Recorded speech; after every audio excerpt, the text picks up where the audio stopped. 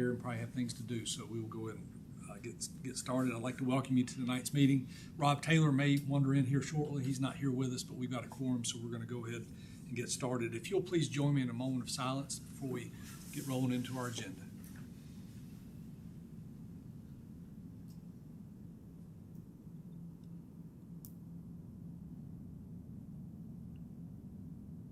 Amen. If you'll please stand with me and face the flag and join me in the Pledge of Allegiance. I pledge allegiance to the flag of the United States of America and to the republic for which it stands, one nation, under God, indivisible, with liberty and justice for all. Thank you. Next item on the agenda is our conflict of interest statement. Al? Thank you, Mayor. Pursuant to North Carolina General Statutes and the Town of Mocksville Code of Ethics Policy, I ask each of you, before you adopt the agenda tonight, if you have any actual, potential, or perceived conflicts of interest about any matter on the proposed agenda. If so, please tell the board at this time before the agenda is adopted. Thank you. None being said, we'll move on with the adoption of the agenda. We do have one amendment under item number 6, the Trail and Greenway funding opportunity under Carter Spradling. He could not make it tonight, so we'll be taking that off the agenda and moving it to a future meeting. Are there any other additions or deletions? Motion to adopt. A motion from Carl to adopt and a second from Justin. All those in favor say aye. Any opposed? That passes. And now we will move on to our communications. Boards, commissions, Mocksville Pavement and Sidewalk Assessment Report. We have Scott Cook here with us tonight from LGB Engineering. He's going to talk to us about sidewalks and pavement.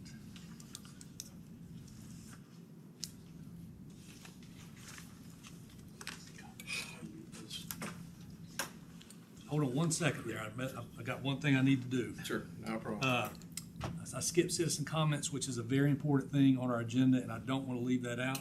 If there's anybody here tonight that would like to stand up and say anything about what's going on in Mocksville or about anything that might be on your mind, you've got 3 minutes to do that. Anybody at this time can stand up and do a public comment.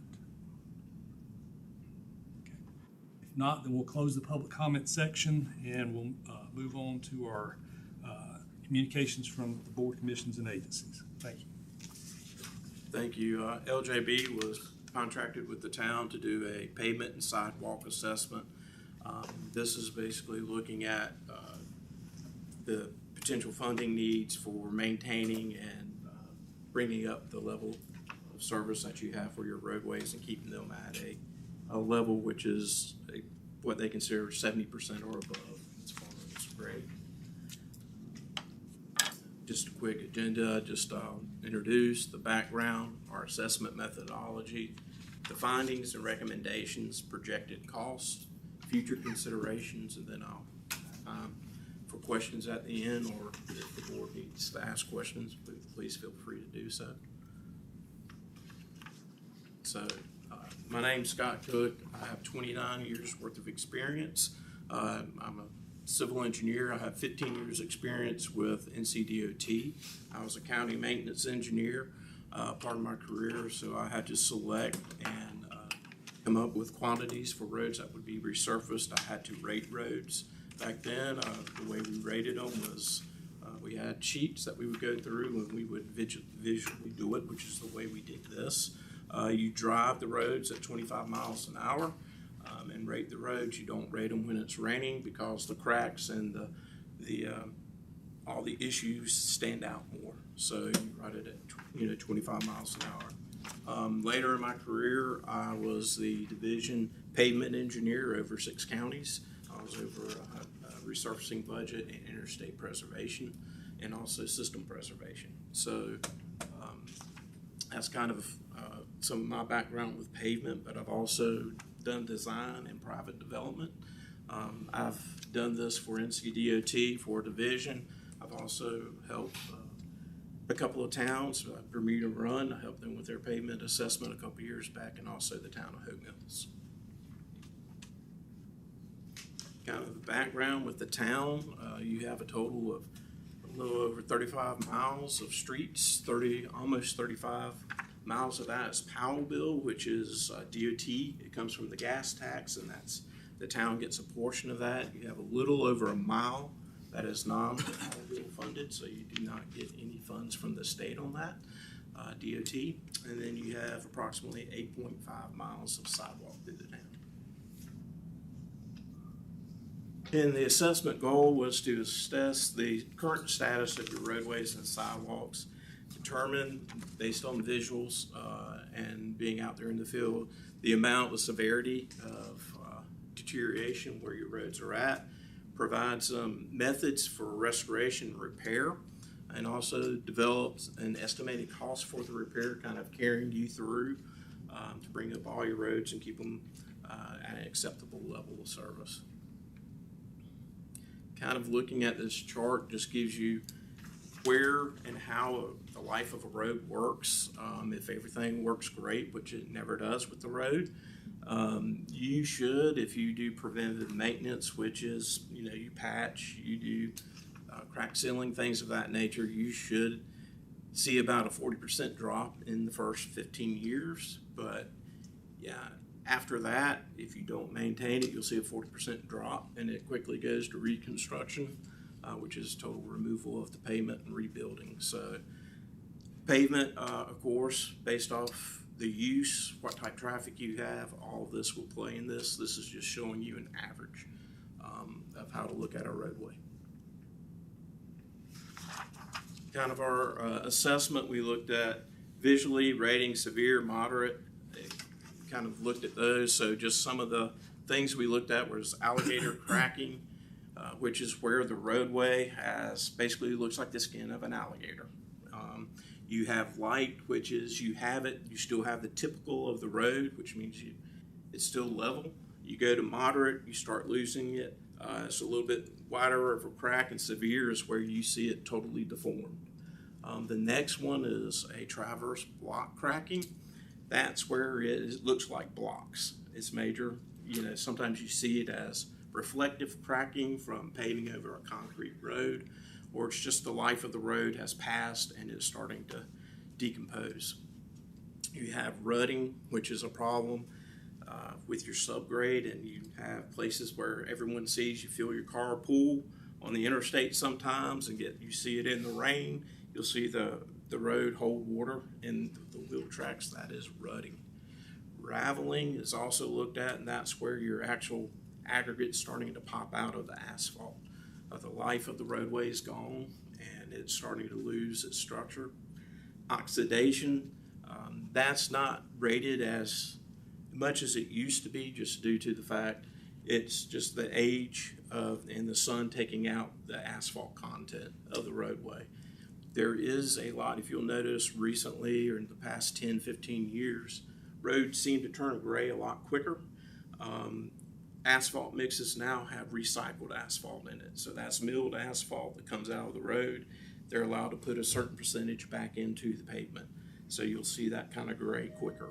So just to let you know. And then bleeding. Bleeding is where you have liquid asphalt coming up in puddles. That's mainly seen in things like split seals, things of that nature, which is not an asphalt or hot mix. It's a cold mix application. And that's just where, where you'll see asphalt black and it'll be slick.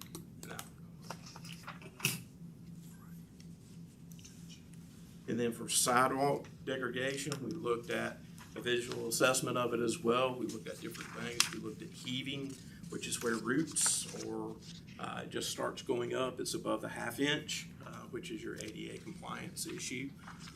You have sagging where it may break. You also have severe cracks for whatever reason. Something could fall on it, a tree, whatever, a large truck, overweight truck could hit it. You have things that you look at for spalling, scaling, which is where the surface of it has started having micro cracks in it, and as you get coolness and freezing, an expansion of water will pop it. Overgrowth is just a maintenance issue of where, as you can see, vegetation starts blocking the way. and then you actually have missing blocks, and that's where something has happened, whether it's a utility cut, something, and a whole section of your sidewalk is missing. So these are just some charts that we came up with and looking at it and how we rated it. So we went through and looked at the roadways, Powellville and non-Powellville. We broke them out. Your alligator cracking, talked about your light, your moderate and severe, and just talking about 28% of your lane miles will have severe alligator cracking, which is the deformation to it. Traverse or block cracking, you'll see that and you feel it as you ride. You'll have your rutting, your raveling, oxidation. We did look at patching on roads. That does affect the rideability. So we did look at that as well, and bleeding. So these are the charts of what was observed. Kind of your pavement strategies, to kind of go back to the earlier slide. For preventive maintenance, you hear a lot of crack sealing, and that is a very economical way, but it does nothing structurally. What it does is covers or fills the void and prevents water from getting in. So you'll see sometimes on other roads where they actually crack seal your alligator cracking. That's really not what's supposed to be done. You're looking at your traverse or block cracking that you need to do. You don't need to do your alligator cracking.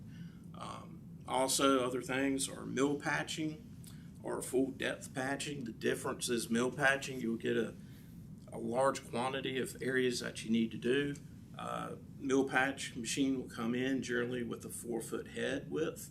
They'll mill to a depth of about 3 inches, and they'll come back over with intermediate course to give you a temporary patch until such time that the road will be resurfaced. Full depth patching is just that. It's going down, taking out the subgrade that's failed, removing it all, and building it back. So there's a lot of cost difference between a mill patch and a full depth patch. And short overlays are simply that. It's going through a section of road that you're starting to lose typical. You have some minor things happening to it, and you could do a short overlay. That's generally in the DOT world about 500 feet is the maximum, but on a short cul-de-sac you wouldn't consider paving the whole cul-de-sac a short overlay. So it would just be a section of it. Restoration and resurfacing. Resurfacing can go into multiple categories. It is resurfacing the road, which is just putting 1.5 inches on it, which is generally done on a road that has shoulders, grass shoulders. Then you have edge milling in curb and gutter areas, which is where you edge about 3 feet of the outer edge against the curb and come back and overlay the road. That way it's flush with the curbing. Then you could come back and do a full mill pat or mill and removal, mill and fill. That is milling the whole roadway out 1.5 inches to 2 inches and paving it back. Reconstruction is just that, ripping the road out and replacing the road. So looking at our sidewalk distresses, we went through, walked it just to see what we determined. We had found the number of panels, kind of broke it out this way, showing the heaving, some of the sagging, severe cracking. So you could see through it that it's not a whole lot when you look at the amount of sidewalk you have, but it is definitely something that you want to maintain. So did you count all the panels, 8,500 panels? Well, you divided the length by your 5 foot, so for your section, yes, sir. So you talked about preventive maintenance with concrete. It also cracks. You can do some crack sealing. It's not the same as the roadway with asphalt. You can grind uneven joints, which will get you back into compliance. You can trim the vegetation. There's some things, the spalling, because it costs so much to do an epoxy on top of it, it's really cheaper to remove the panel than to repair it if it has a lot of the spalling on it. And reconstruction is just the replacement of your panel, is going to a joint and a joint in it and removing your panel. And then we covered some of the cost, so looking at paving all your roadways is approximately $25 million, a little over $25 million. And it is a big cost. It's something that grows.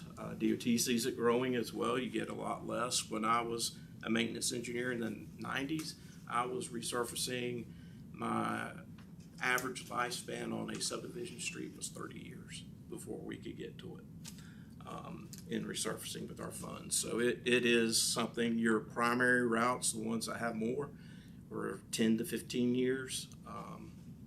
And it's based on, and that's just an average. That doesn't mean they're touched. So you may have roads that have to be resurfaced multiple times more due to traffic or due to the condition of the roadway. But this kind of gives you a breakdown of how you look at it over 20 years. It also has your preservation amount in it. And you'll see we did a 5-year cost increase. At this point, sometimes it jumps up quicker and faster. We've seen that. But it is something that fluctuates with the gas as well as with your materials. So traffic control is one of the big things. We found that a lot of people are using separate private firms, and they cost about $2,500 a day to do one location. So it adds up very quickly. Kind of your sidewalk repair projections, looking over 20 years, just looking at how the sidewalk and the use works. And it will fluctuate. It can fluctuate based off, this is more of a contractor doing everything. If you have town staff that can do it, of course, it can be done for less. But this is looking at just going through, and a single year cost would be about $640,000.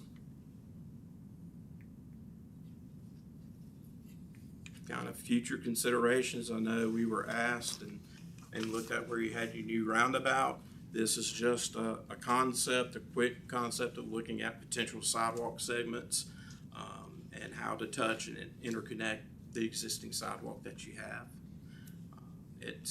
You would go through and, of course, make all your decisions, but this is just a concept.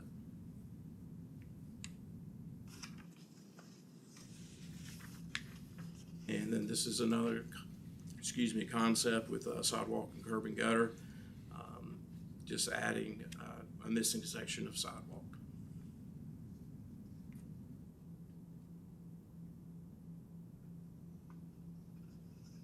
And some of the things to consider when you're doing that is just looking at the condition of your nearby sidewalks, making sure that you're putting in a new system that where you tie in is compliant with ADA and is in a good state of maintenance as well. And just continue to utilize your vision plan and build out your sidewalk network accordingly.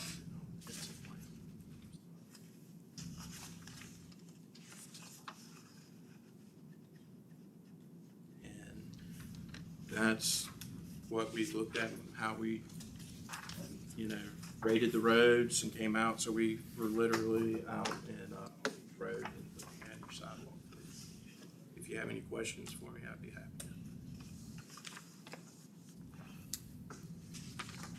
Any questions for Scott? Okay, thank you very much. All right, thank you. So next item on our agenda, Mocksville Water and Wastewater Systems Asset Inventory and Assessment Presentation, Chuck Willis.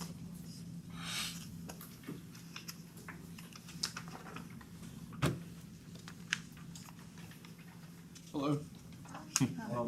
Glad to be back here to talk about water and wastewater, a favorite topic, right? A lot of what we're going to talk about tonight is stuff that you've seen before as part of the retreat and as part of previous presentations, but I wanted to summarize the work that was done as part of the asset inventory and assessment grants that you received from the state, and then ask you later on in your agenda to take 2 actions that will culminate this process. One, adopting the report that I'm presenting tonight, and a second, adopting the capital improvement plan so that we can continue to chase grant funding for various projects. So a lot of this material you will see is, oops, I'm not sure how I got your logo on my slide. Interesting. this is a Willis Engineer slide that somehow managed to get the LJB's logo on the upper right-hand corner, upper left-hand corner of this. I'm not sure quite how that happened, but let's go back to the beginning then if we can. If we can. Chuck, I think that's my fault when I copied and pasted that onto there. I hit destination theme apparently. Okay. Okay, well, I'll roll with it. Free advertising for it. So the North Carolina Division of Water Infrastructure, as you recall, provided grants several years ago. Those grants were $150,000 each for water and for sewer. And then 2 years ago, they decided that they really liked the effort that the towns were going through and granted you an additional $200,000 each for water and for sewer. And this time did not require any financial input from the town. So it's strictly grant money. Everything we're talking about tonight has been paid for entirely through that grant program with no funding provided by the town, which is fantastic. And we think the state has made a good move in continuing to do this. So the scope of work for the water AIA was similar to the previous effort, but in more detail. The main thing that we did was update those GIS and maintenance maps, and I brought a sample that I'm going to show you in just a second, and then repeat our inspections of the water treatment plant, the elevated storage tanks, and basically assess the condition of the existing utilities. One of the big things that we did was look at expanding the water distribution model, and we'll go into that in just a second as well, because it's really an interesting outcome from that exercise. And then we did a couple of other things. We looked at the feasibility of replacing water meters and doing AMR. You may recall that conversation from a while back. That was also funded as part of the same grant program, as was the rate study that was done by Reftelis. That all came out of this grant funding. So,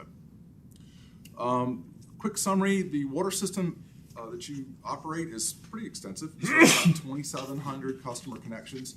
You have just under 400,000 feet of pipeline. That's 734 valves we did count the valves, by the way, to maintain, and that's a lot of things to look after. 520 plus fire hydrants that are used by Mocksville Fire. There are other things within their district, and we'll talk about that in a second, that we also looked at but are not part of this AIA assessment. And then a couple of booster pumping stations. The distribution system covers from down near the old Davie High School, where the Lee Jeans tank is kind of the south end of the system. And then the north end of the system is the South Point Business Park on the other side of the interstate. So we cover a pretty good area with the piping network. Water comes from Hunting Creek all the way over on the east side and is pumped to the water treatment plant on Sanford Avenue. And from there it's treated and pumped. The maintenance maps have been an interesting exercise. I delivered to Brian last week, the 3rd edition maintenance maps. This is a map book that has all of the water lines and sewer lines owned by the town on photo background maps like this. And it lists the location and some attributes about each thing that's on the map. And there's one of these in each truck. So when the guys are riding around town, if they need to look something up, they have a map in their hands. And we put them in the trucks in paper form because if you do that, they'll pick up a pen and they'll correct things that are incorrect, or they'll make notes on them. And then they give them back to me, and we go through and update the book, thus the 3rd edition of that book. It's now been around 3 full editions, plus a couple of drafts that we did early on in the process. In addition to that, we have provided that GIS system in electronic format. So in the office, Brian can pull up this map and click on any one of those pipelines or hydrants or whatever. It'll pull up all the information that we know about that particular asset. We are also playing with a little bit, deploying this into the field electronically on a tablet. It works great on a tablet, but the guys so far tend to like paper better than they like the electronic version of it. So, the water treatment plant was due for a good once over. Brian and I spent some quality time over there looking at everything. It's about the same condition as it was last time. It's nearing the end of its life. Its replacement is under construction by Davie County, and we're anticipating demolition of this facility in 2026. So that's actually on your capital improvement plan. We also did tank inspections. We hire someone to do that for us. I don't climb the tanks. My tank clamming days are over, but I have a fellow who does all of my tank inspections for me, and does a very thorough job. The results of those are provided in the attachments to the reports.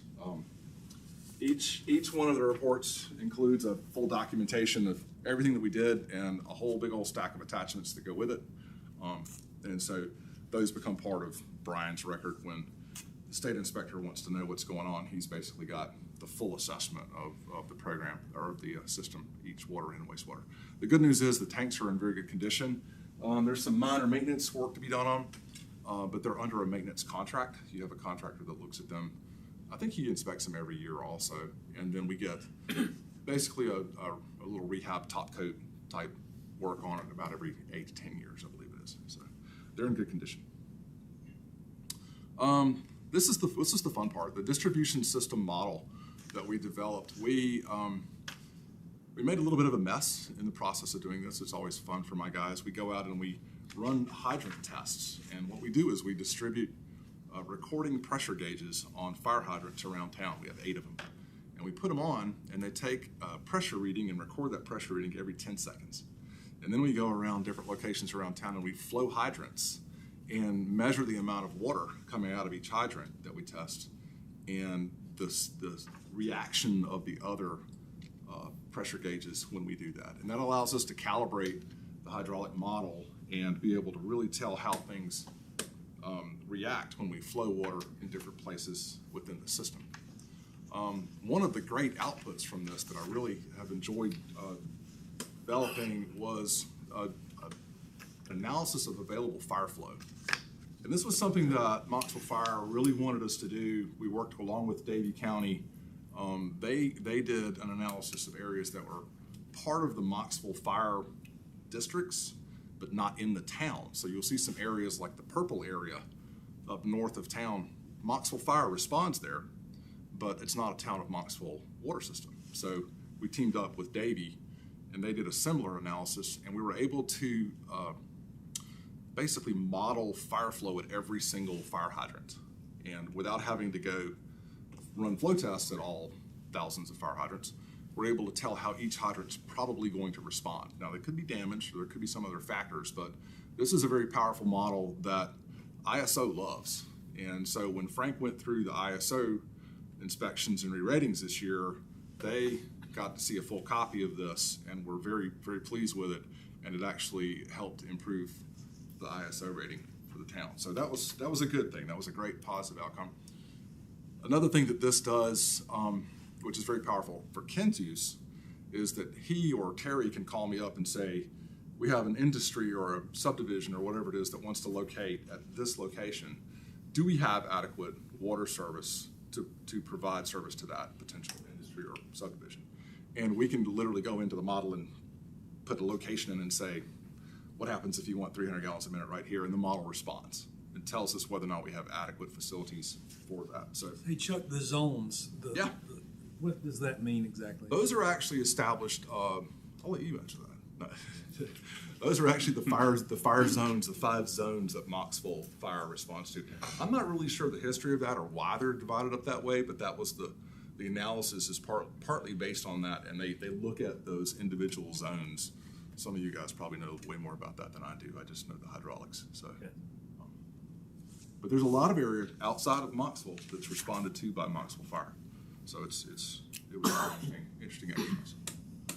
All right, so the result of that, and these are projects that we've talked about before during the planning retreat. A water line replacement program is an ongoing program to fix stuff that's broken or needs to be upgraded.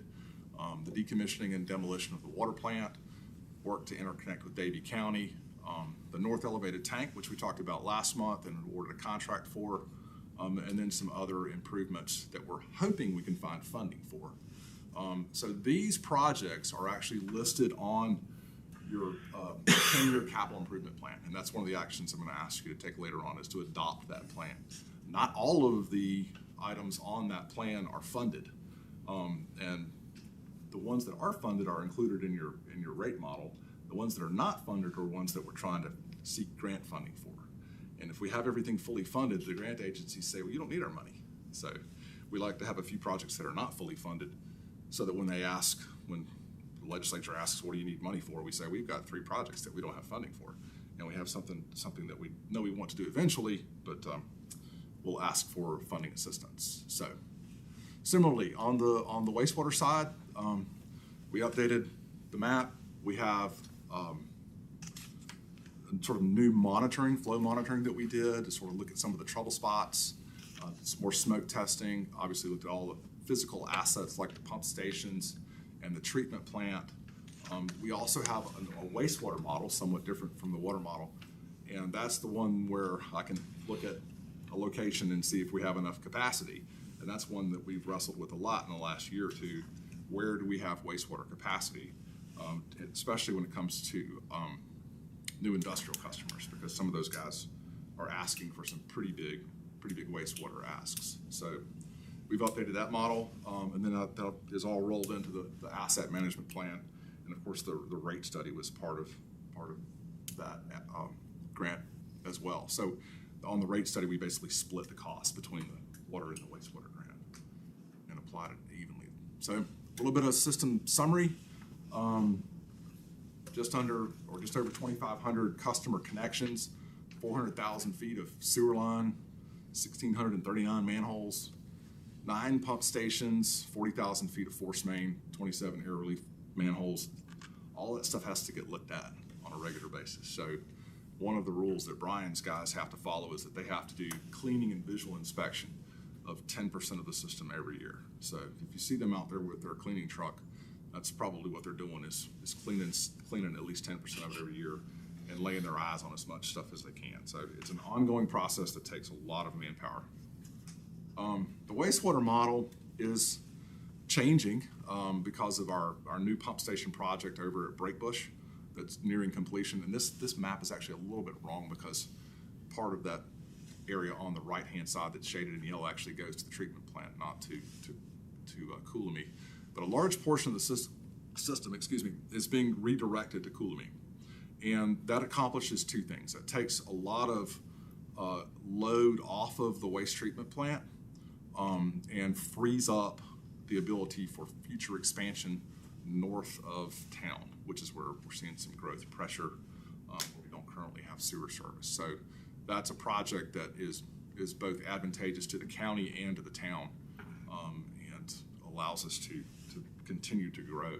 We were running into a situation where we didn't have a whole lot of excess treatment capacity available for new customers, so this frees up a good bit of capacity. So similarly, the map books, these are great. The attribute table that you see on the upper left, you can't read on the screen, but it's a pop-up table that tells you, what the pipe is, how big it is, how long it's been there, all kinds of things about that. And that's another way to inventory our assets and make sure that we're cleaning and maintaining things over time. So in analyzing the capacity of a sewer system, one of the first steps we go through is flow monitoring. We usually don't have a problem with the capacity of the sewer under normal dry weather conditions. It's when it rains that causes problems for us. So we go in and put in flow monitors that measure the level of water in the pipelines and manholes and calculates the flow that goes through them. And this little graph on the bottom of the page there, you'll see a little blue spike coming down from the top. That was a rainfall event, and it wasn't a very big rainfall event. It was like 0.3 of an inch. And you can see that the flow, which is the spikes coming up from the bottom, reacted significantly. So we tripled or quadrupled the flow in that pipeline with just 1/4 inch of rain. So you can imagine what happens when we have a really big rainfall event. We could overflow that pipeline. So these are the places that we're chasing infiltration and inflow. And we start off with flow metering. That usually points us in the right direction. And then we follow up with smoke testing, because that usually tells us where the defects are. So we smoke tested most of the Leonard Creek Basin, which is the south part of the downtown area, some of the oldest sewer lines, and it's also a basin that's tributary to the new pump station that we're building at Breakbush. So any excess water that goes into that sewer system, we have to pay for. So we're trying to eliminate as much of that as we possibly can. But you can see that we tested 42,000 feet of sewer, 162 manholes, and found 100 defects in that section. There were 61 broken cleanouts. Those happen all the time. That's the picture on the top picture there is a clean out that has smoke billowing out of it from our smoke testing. If that clean out were down in a ditch line someplace, when it rained, it would really suck in the water. So we try to fix all those. That's an easy thing to fix. So what happens basically is we figure out where all these defects are, have a report for each defect. I give it to Brian and his guys, and they go out and just start tackling them. They go fix everything they can fix, and then hopefully we get to follow up with additional flow monitoring later on to see how effective we are. And in the Leonard Creek Basin, we're actually putting in a flow meter at the new pump station so we can see how much effect our corrective work has. So far, it's been very good. We go around to all the pump stations and do a pretty thorough inspection of those, conducted drawdown testing, looked at all the mechanical and electrical components, make sure they're in good working order, came up with a list of things that need to be fixed, ranked them in sort of priority order for what needs to happen. Likewise, at Dutchman Street Waste Treatment Plant, a few years ago, we rebuilt half of the plant. We needed to look at the other half and see what really needs to be fixed. The plant's actually in pretty good shape right now, and the contract operator's doing a pretty good job of maintaining things as well as running the plant.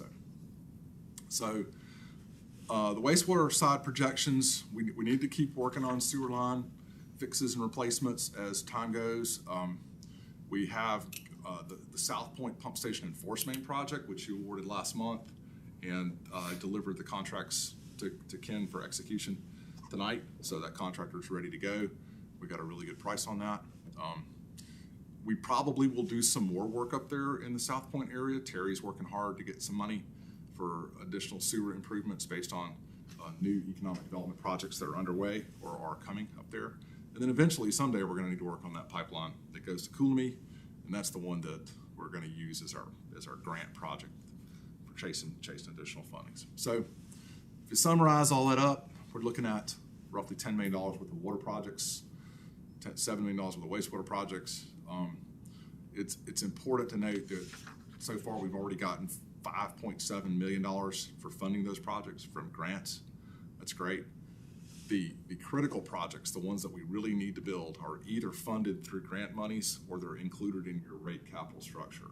So we have everything that's critical is funded, and the ones that are not as critical are the ones that we're using to pursue additional grant funding. So there's no real gaps in funding. It's covered, but there's no extra either.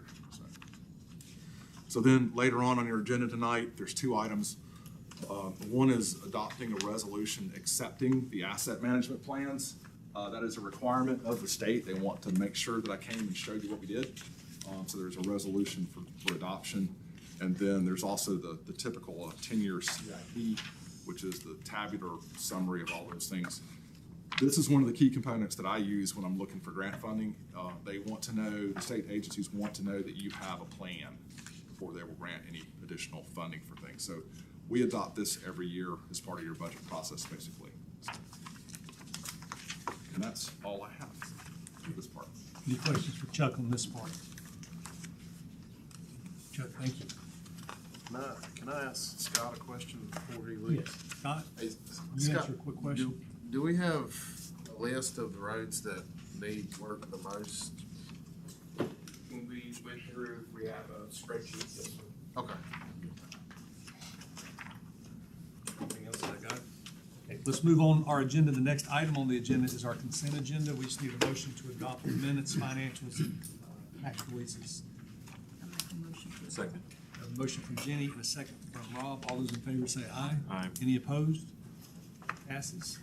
No old business. Moving on to new business. Our first item is Ken is going to present our strategic goals report for fiscal year 23-24.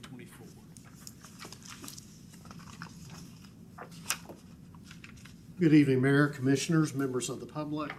This is not going to be a very detailed presentation. It's meant to give the board an overview of where we are from last year going into the next budget year with our strategic plan. The memo that you have in your packet is a little bit more detailed, and you also have a copy of the actual strategic goal sheets with the percentages as of the. So we'll move on. So we'll start with the vision statement, and this is the weakness that a lot of communities have with their strategic plan. They spend a lot of money to do it.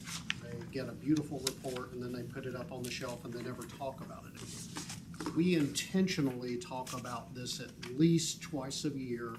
All of the action items that are in the strategic plan are actually assigned to the departments, so there's accountability for everything that we talk about tonight. Our vision statement, the town of Mocksville will effectively balance its historic roots and values with the need to revitalize, renew, and modernize the town for the benefit of all its citizens. The town will become a leading destination for safe and sustainable residential, commercial, and industrial development with a vibrant downtown district. That's our vision. It's where we want to get to when we finish all of this. Visions are, by their nature, long-term, and community needs do change over time, so we'll amend this as we need to, but this is the ultimate goal of where we want to get. The mission statement's a little bit different. It's why do we exist as an organization? Why does the town exist? Well, the town of Mocksville provides essential services for the health, safety, and well-being of the community, which enhances our commercial, residential, and industrial growth. That's why we're here. It's what we do. And then moving on to the value statement. Your values are what guide your actions. So if the vision is where you want to go, the mission is what you're here for, the values are the things that are important to you that you want to stay true to as you make that journey. So consistent with our fundamental beliefs that guide our behavior and actions, the town of Mocksville is committed to these shared values. And they are strategic, ethical, respect, vision, integrity, community, and excellence. So let's talk about this past year.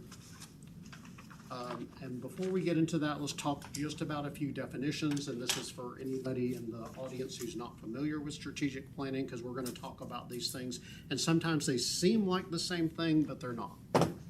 So our strategic goals, we're leaning heavily on our mission, vision, and core values, and the SWOT analysis, which is our strength, weaknesses, opportunities, and threats. They are the guiding influences. Our strategic goals solicit actions towards a particular expected outcome intended to be delivered within the strategic planning period, in this case, 5 years. These strategic goals lean on the core values to dictate how to accomplish our mission while also propelling us towards our vision.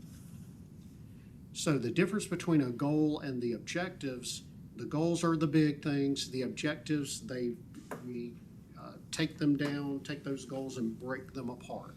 So the objectives specify the outcomes that together satisfy a strategic goal. Objectives can carry over from year to year, but they should define an ultimate deliverable or outcome. So we're getting more specific. The strategic goals are big and broad, the objectives are more specific, and then when we move into our action items, that's the most specific. These are the things that we want to get done this year towards our objectives so we can meet our goals. So we have 12 overarching strategic goals, broken down into 48 objectives with 120 action items for this past year. So as you can see, 75% in the orange, that's the ones we completed this year.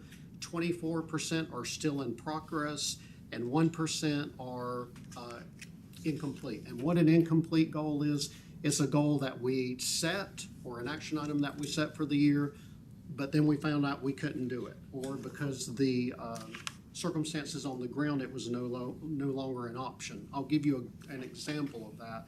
We were going to partner with Coolamy and Bermuda Run to do the pavement and do bidding for roads. They both decided they didn't want to do that, so that goal comes off our plate because it's no longer applicable.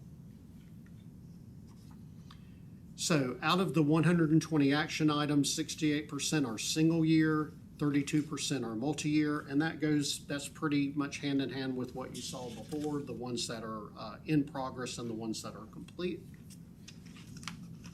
And then out of those 120 action items, 99% of them are complete or in progress. So we're making good progress towards where we want to be as a community. I'm not going to read this entire list, but this is just a few things that we did strategically as a community, not just everybody running around doing what they think is best, but having that overarching theme. And I'm going to use the how we use the AIA money as a good example. Chuck and I and Chief Carter and Brian, we really sat down and said, here's what typically we do with something like this. Let's think of all the other things that may not be done normally during this, but that we can do. So we looked at the digital meters. That was something we would have had to pay for had we not included it in the grant. Because of what Chuck's work with the fire flows, that really impacted our ability to get a lower ISO rating, which translates into lower insurance costs for our residents and even the people who live outside the corporate limits who enjoy those fire services. So all of these things work together so we meet our goals. We're not just running around and everybody's deciding, well, I think I'll do this year. It's all something that as a town team, we're working on, we're talking about, and the Board of Commissioners is providing that overall vision for where we want to be as a community. So going into next year, here are some of the updates, and we do add action items. We do add objectives when we need to. So here's the updates for this year. Number one, we've got new goals for identifying and purchasing land for a future Station 2 for the fire service. That includes further step of the design for future Station 2. Again, we're being strategic. We started from an idea, we went to the study suggested we take further steps, and we're adding those to our strategic plan. Moving into infrastructure, as the board knows, you all identified sidewalk extensions and connectivity as a value that you wanted to start exploring when we had the budget retreat. So this is just adding that to our strategic plan about identifying those sidewalk extensions and connecting existing and future sidewalks. Now, this also goes into our planning and what we're going to be doing, redoing our zoning ordinance and requiring that new developments have sidewalks, and where there's existing sidewalks, making sure that we get connectivity. So it's that global idea and strategy that we're following. Moving on to the next, under sustainable growth, we did have the Mocksville Comprehensive Plan as being in 24, but that's going to be moved to 25-26. And then we're updating and rewriting the zoning ordinance. That was not in the strategic goals, but it's one of the things that the board brought up this past year that we added into the plan.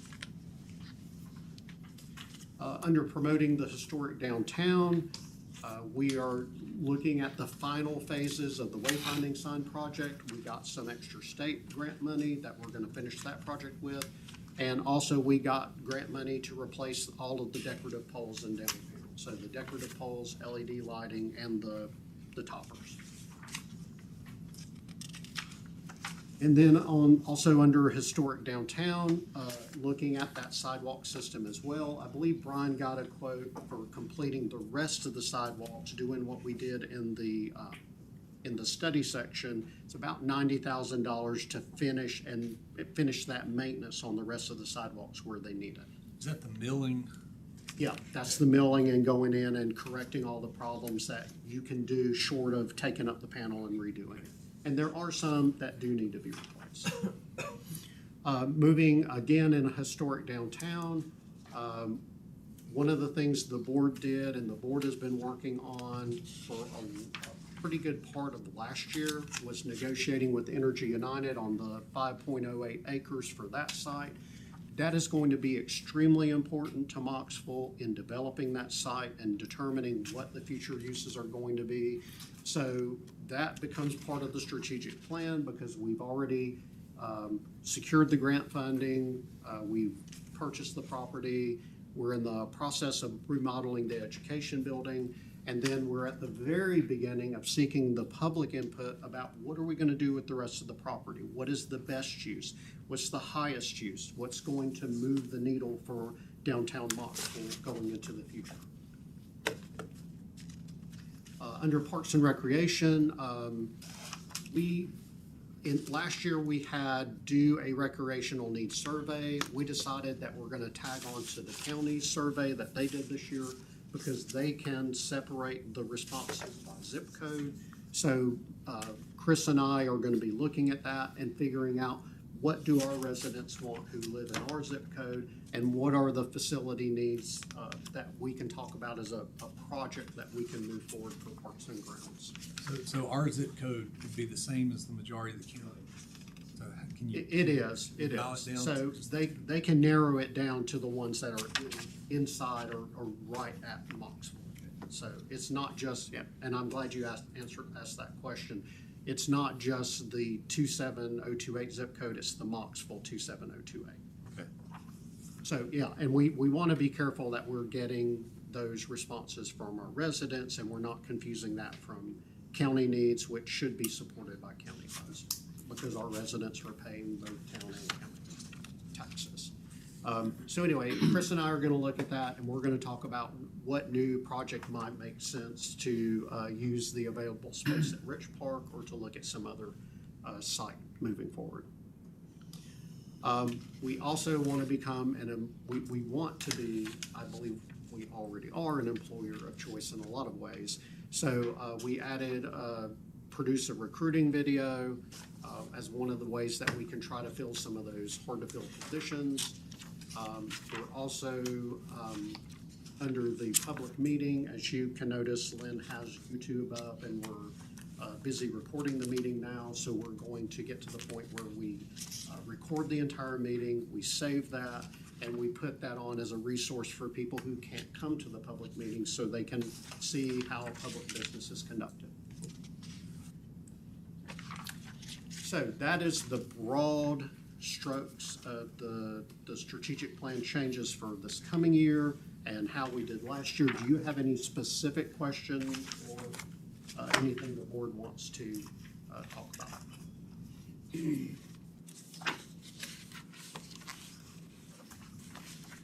Any questions from the board?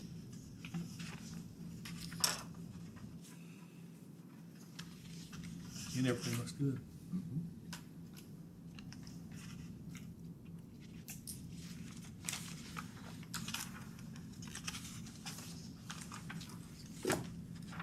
Okay, we do need, everybody's happy with what Ken presented. We need a motion to approve the fiscal year 24-25 strategic goals and action items. Second. Rob, and a second from Jenny. All those in favor say aye. All those in favor say aye. Aye. Any opposed? Okay, that passes unanimously. Thank you. Moving on down to item number B, consider resolution to transfer the maintenance of a portion of Wilkesboro Street back to the town of Mocksville from completed traffic roundabout project. Ken. Yes, Mayor. So as you all know, that these are local streets. Part of the NCDOT project required the town to turn that section of the streets over to them so they could do the project. Obviously, the project's finished. They have completed addressing issues that were raised right after the project was done. So they're ready for us to resume ownership of the street and maintenance of the area. Any questions for Ken on this? Not, we need a motion to adopt the resolution. Second. So we have a motion from Rob and a second from Carl. All those in favor say aye. Aye. Any opposed? That passes. Item number C, consider amending MTDA resolution. Lynn. Yes, Mayor, y'all tabled this last month, and we were adding a seventh member to the MTDA, which will serve a one-year term. And then we decided to add another additional segment to this resolution. The Board of Commissioners shall select the chair, and then the MTDA board shall select the vice chair from its members. The town finance officer shall serve as the ex officio finance officer for the TDA and a member of the board of directors who shall only vote in the event of a tie. The chair shall vote on all matters coming before the board of directors unless recused as provided by the North Carolina law. So that was added, and now it's ready for your adoption. So any questions for Lynn on these changes? Not, then we need a motion to adopt the resolution. Motion from Justin, a second from Johnny Fry. All those in favor say aye. Aye. Any opposed? Thank you. Item number D, ratify purchase of 5.08 acres of Energy United property. Al. Thank you, Mayor. The typical way this would happen is the town board would approve the contract to purchase the property in an open session, and due to timing issues, that was not done. The statutes allow the board to ratify contracts and purchases after the fact, but we need something on the record that shows that the town board of commissioners actually approved this purchase, even though you approved it multiple times in the past. We need it on the official minutes of a regular meeting. Move to ratify the purchase of the 5.08 acres of Energy United property for $1,985,000. Motion from Rob and second from Carl. All those in favor say aye. Aye. Any opposed? That passes unanimously. And moving Same on thing. to ratify the purchase of 148 Cemetery Street for $200,000. Al? And for the same reasons I just stated, the contract was not approved by this board in advance due to timing issues. A quick turnaround on this. I ask you to ratify the purchase of 148 Cemetery Street. Okay. So moved. Motion from Rob, second from Justin. All those in favor say aye. Aye. Any opposed? That passes. It sounds like we're purchasing a lot of property, but we've been working on this a long, long time, so good job, everyone. Moving on to item number F, approve Republic Services garbage and recycling contract. Ken? Yes, Mayor, Commissioners, we all have spoken about the agreement and the terms of the agreement several times. We finally got a clean contract with Al and the Republic attorneys approving on all the changes that needed to be done to make it agreeable to everyone. But basically, it's a 12% increase over what we were paying last year, with a increase tied to CPI West and a 5-year contract. I'm sorry, a 3-year contract. I misspoke. Any questions for Ken? You have a motion from Carl to approve. Second from Rob. All those in favor say aye. Aye. Any opposed? That passes. Moving on down to item number G, the South Main Street Streetscape Project Update. Ken? Mayor, I'll be brief on this. This is a project we have been talking about for several years. There's a reason why this section of South Main Street was saved for last. It's the most complicated. It has ADA issues. We don't know what's underneath the ground in several of the places. So we have been proceeding cautiously. I have been talking with LJB Engineering. They were able to develop a cost estimate, and I will say this is without anything happening on the ground, just the planning and the design and all of the things that would need to be done before we put the project out to bid. And that's coming in at around $130,000, which is more than what we budgeted for the project this year. However, and I know that that's a big price tag.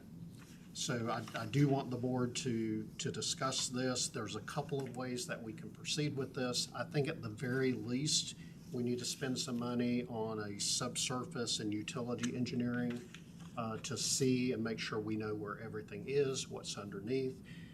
And then if the board wants to look at using that information and then talking to some different contractors and give them a vision for what we have for the project and not do the formal design, we could go that route. The safest way to go is to spend the money and then bid the project out. But there's a couple of different options the board has if you all want to discuss that. Okay.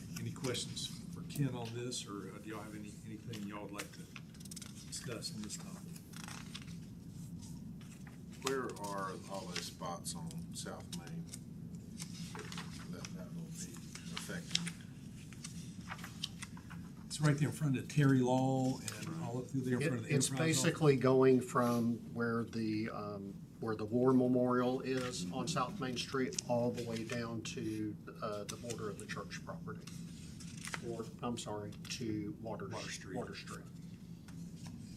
So this, But it's taking out all of those boxes, but it's also addressing the steps as well. So there's gonna be some ADA access issues that we're gonna have to deal with at least on two sides of that project, the downhill slope side and up near the War Memorial. Then we have some power issues, and then we don't know what's underneath and those kinds of things. so the recommendation to the board that you have as far as this, do you have an idea of how you? I think at the very least, we need to spend the money on the subsurface utility and get that done. Okay. If you all want to do that and then talk to some contractors and figure out if we can get the project done, understanding that if we run into some major issues, we're gonna have to back up and maybe stop the project and recollect ourselves, so. So you'll notice on the page after the diagram, it says subsurface utility engineering and topographic survey. It's got those fees there. I think that's what Ken's, it's the next page. Right. Yeah, right there. That's what he's recommending moving forward with, just to see what we're up against. So that's what, 25,000? 5.8. Is that correct? That is correct.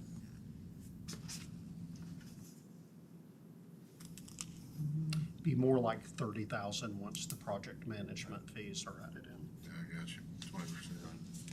Which we would have to do that regardless, well, no matter what we did. You'll have to do that. Yes, I would not start digging around on South Main Street without at least knowing what we might run into. And Brian, anything you have to add to that is always welcome.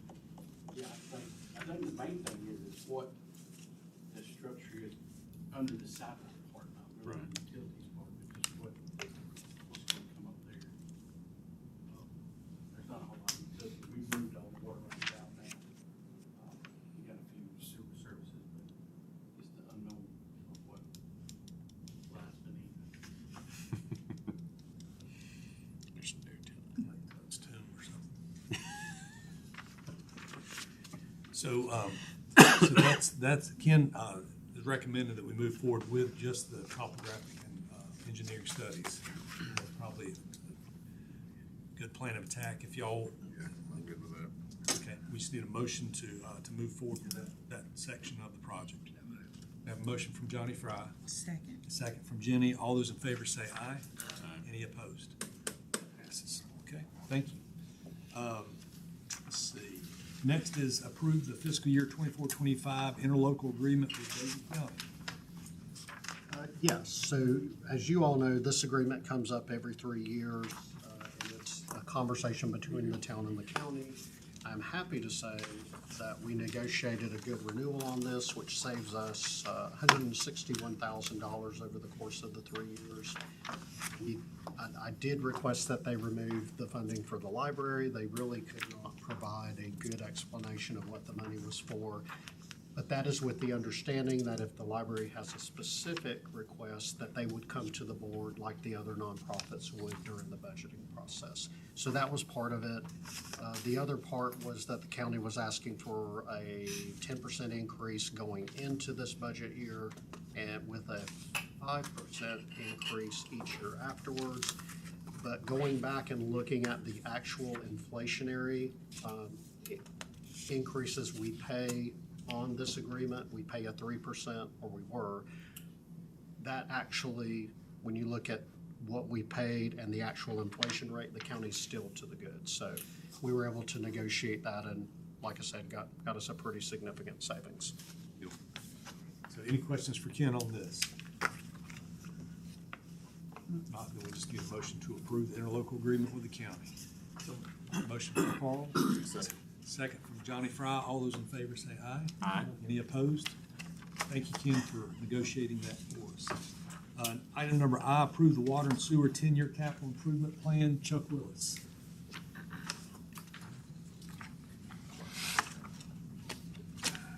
As I mentioned previously, this is that 10-year matrix of capital improvements that we approve every year, that I use going forward from city grant funding. Just need you to approve this plan so that I can represent it as being your adopted CIP. This is what Chuck was talking about earlier, so we're all familiar with it. It's what we've been using the last several years for our capital expenditures, for water and sewer. So, any questions for Chuck on this? I move we approve the water and sewer 10-year capital improvement plan. Motion from Rob, second from Jenny. All those in favor say aye. Aye. Any opposed? That passes. Thank you, Chuck. Item number J, consider the resolution accepting the results of the asset management plans for the water system and wastewater system. And I promise I didn't write a full page just to say, yes, we got it. This is the state's template for resolution, acknowledging that you have received the asset management plans and the tools associated therewith. And they would like for you to adopt that. Any questions for Chuck? So moved. We have a motion from Rob to adopt. Second from Carl. All those in favor say aye. Aye. Any opposed? Thank you, Chuck. And finally, item number K, accept carbon reduction plan project funding for fiscal year 2024. Ken. Interestingly enough, since the board has been talking and really focusing on sidewalk and sidewalk connectivity the last few months, this grant was actually put in as part of our Trail and Greenway, the study that we had done back in '21. They just now awarded the grant, so they're basically saying we can spend up to $715,000 for that budget, but there is a match of $143,000, and this would extend the sidewalk up Duke Street to Avgall, where the trailhead would be. That will eventually, and I envision a partnering with us in the county on that project, but getting the greenway around the perimeter of Avgall and then up to the community park. So this is part of the big plan that we had been talking about. And the one we kind of voted for with the commission, the plan we voted with the commission jointly. And this was like to Kind of connect the building it out. downtown to the community park eventually. Now, you know, the idea has always been that's not something the town can do by themselves, but Carter encouraged us to apply for this carbon reduction grant. And it does get us to where we need to be to at least start that trailhead around Avgall. So it's a start. But the board has to be willing to spend that $143,000. Motion. A motion from Carl and a second from Rob. All those in favor say aye. Aye. Any opposed? That passes. Good deal. Just a comment there, because we have, that's how it'll start to build. You know, a piece at a time. Yep. That's how we'll be able to finally get to where we want to get to over the years. Yeah, Connecting these absolutely, pieces. doing something. And That's right. and this is, I do want to be clear, and this is something that we bring the budget amendment to you all. Do you all want that to be part of the money that we set aside in sidewalk funding for this year? Or do you want the budget amendment for the $143,000 to come from fund balance? Because I know the board has been talking about wanting to focus on the area around Wilkesboro Street or looking at these other sidewalk segments and, you know, getting public input on that. My thought would be fund balance, only because we still have to talk about these other projects, be it Milling or Wilkesboro or wherever, you know, we land. That's just Yeah. one comment. And hold this money for what's budgeted for this year for whatever sidewalk.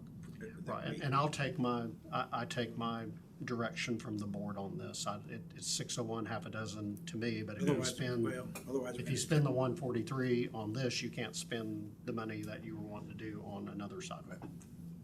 Yeah, I'll say fund balance. I agree. Okay. You need a motion on that, or do you? No, just direction, and that way when we prepare the budget amendment, we'll know what source to bring it from. Okay, sounds good. So moving on down to item number 10 on our agenda, communications from the town staff. Al Benshaw, do you have anything? Thank you, Mayor. I do not. Okay, Ken? I have nothing, Mayor. Okay, moving on to the board, Jenny. I'll just say thanks, Kim, for getting all this together. Thanks for everybody. And I wanted to say thanks for the town. The Juneteenth celebration was really good. Town and the county. Rob? Carl? Justin? Anything? Don? Yes, I like the article that you put in about the sheriff's department. I think that was wonderful. People can read where we're at, where we're at now, so, thank you. Okay, good deal, thank you. And just to kind of piggyback on what Jenny said, the Juneteenth event was very nice, and they were very appreciative of the town and the county and what was done. Also, the ferry walk was very nice in downtown. If you didn't get a chance to come to that, it was very well attended. It was hot, but it was nice. And then we do have a couple more events coming up. I'd like to mention this Mocksville event on August 3rd that Rotary is doing. It's a music event downtown, and I would encourage folks to come to that if you can. But there's lots of other things going on in downtown, whether it be movies or concerts, so just make sure that you're checking out downtown Mocksville this summer. And that's all that I have. We do need to go into closed session to discuss a personnel issue. Move that we enter closed session pursuant to NCGS 143-318.11A 3 and 6 to preserve attorney-client privilege and discuss personnel. Motion from Rob, Second. second from Jenny. All those in favor say aye. Aye. Motion from Rob and a second from Jenny. All those in favor say aye. Aye.